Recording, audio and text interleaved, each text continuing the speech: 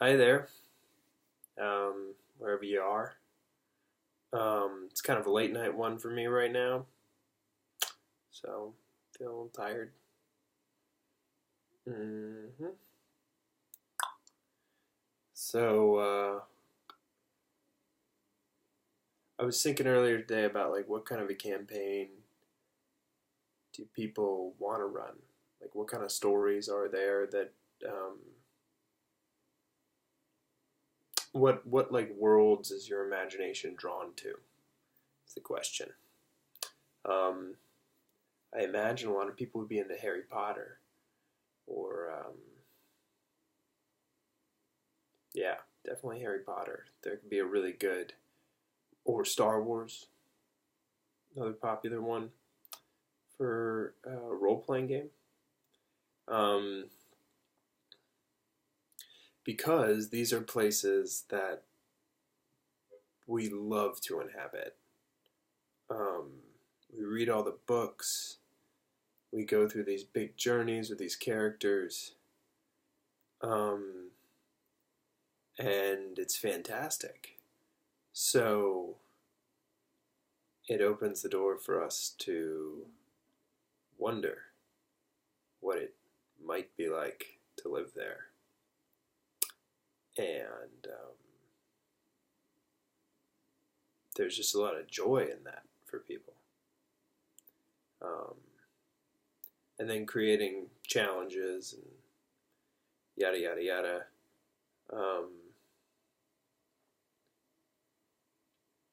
but from just like a pure, like, this is what I want to do with my free time sort of standpoint, yeah, it's interesting to think about what worlds people are interested in. I mean, generic fantasy, Tolkien kind of fantasy is it's great and it draws so many people to it because there's something really magical about an age before science. Mm.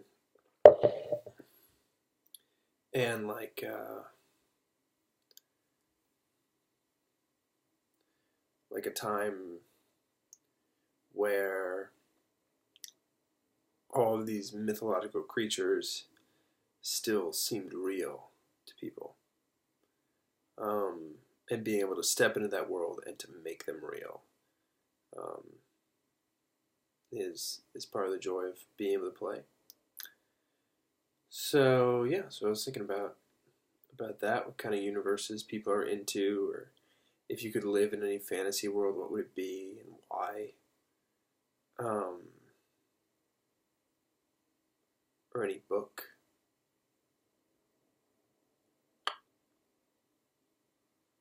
So there's that. Um,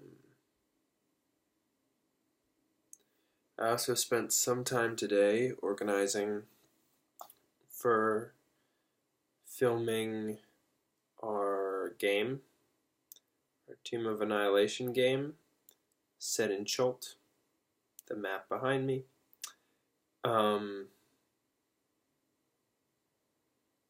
it's very special, and I'm very excited. Getting all the equipment together, finding a space to record music. A lot of the music I use is copyrighted, so um, running in some walls there. Gonna have to find a way to get license-free music for my game. And yeah, just doing prep work, looking at all my notes, organizing my notes. I have been organizing my notes pretty consistently since my organization video, and I've been using the system that I discussed in there, which, if you're interested, I definitely recommend trying it, especially from a writing standpoint. It's really good because it deals in the three important categories, which are past, present, and future.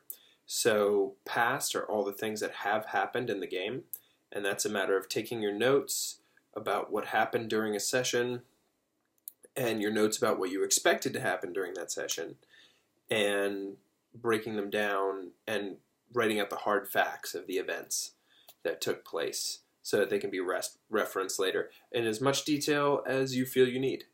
But it's literally like writing the book of your adventure. Like, this is what actually happened. And then, so that's the past, and then there's the future, which is the brainstorming area, which is where just any idea that seems like it could work, maybe possibilities, writing all those possibilities down, and then like linking them up and trying to find ways that they could maybe be used. Every idea should go in there. Like, every idea should be processed through that thing first. So generally it's the biggest folder. It's really cluttered. Some of my text files are like 2 sentences long, and then that's it. But so long as I have really clear names for all of the Word documents, then I'll know what I'm talking about. You know, I'll have an idea anyway of like, oh, this might be useful material for this thing I'm trying to build. And then there's the central one, which is the present, which is essentially where I do my prep specifically for the coming story, which is where I'll take it, like I'll go through all my brainstorming stuff, and I'll pull out the things that I really specifically want to use, and then plug them in there and make it so that when we actually play, these are the ones that I'm referencing to keep the story moving, to answer questions about the rules, to inform facts about the environment or character behaviors, and how I expect scenes to play out.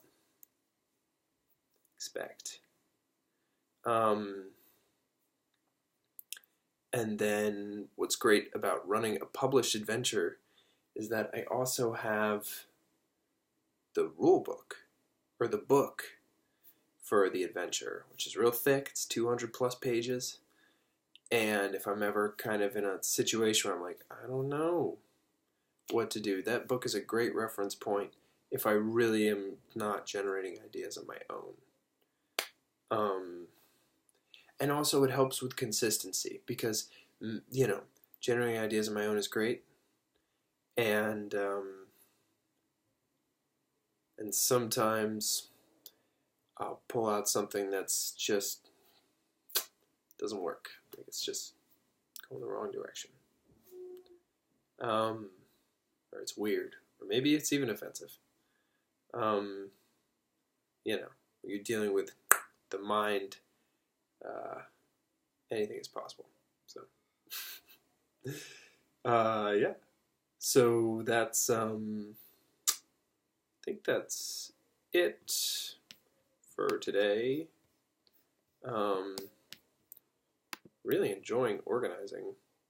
Kind of weird. Didn't think I would enjoy it so much, but it feels really good to have everything kind of right where it goes, right where it belongs. It did get a little exhausting at the end, though, transferring all of my notes and then being like, okay, what category does this fall into? And da-da-da-da-da-da. But hopefully, long run, it works out. And it's really cool to have that folder of everything that has happened and looking at that. And it's like having a book that we wrote just spontaneously.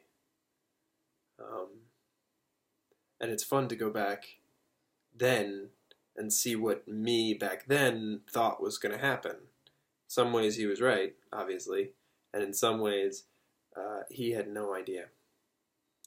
So, yeah. And it's interesting, like, the way the stories have branched off and the choices that my characters have made. For example, one character, I set him up to get in with a thieves guild.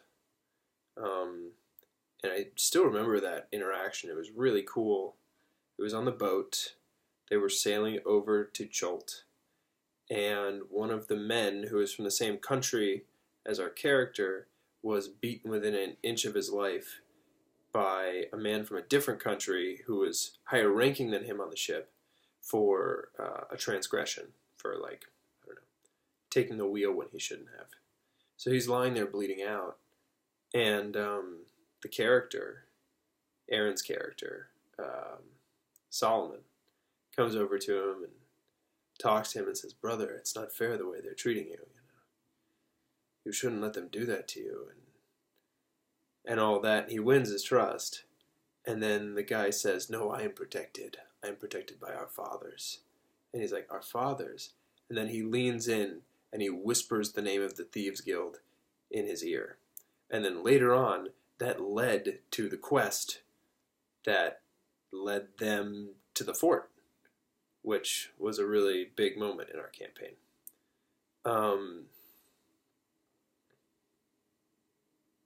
Yeah. So, and then through that chain of events, it was just great to see that was the hook that took, you know? There was something about that moment. There was something about compassion and trust between those two individuals and a sense of brotherhood that was enough to get his foot in the door for taking on this quest, which was to rob Fort Inhabit with the help of a thief. So, really cool stuff. And yeah, then we played out that whole quest, and you know what? They succeeded. They did. And completing that quest took like 6 sessions. It was not easy. It was a huge hurdle, and they jumped it. So, yeah, way to go, team.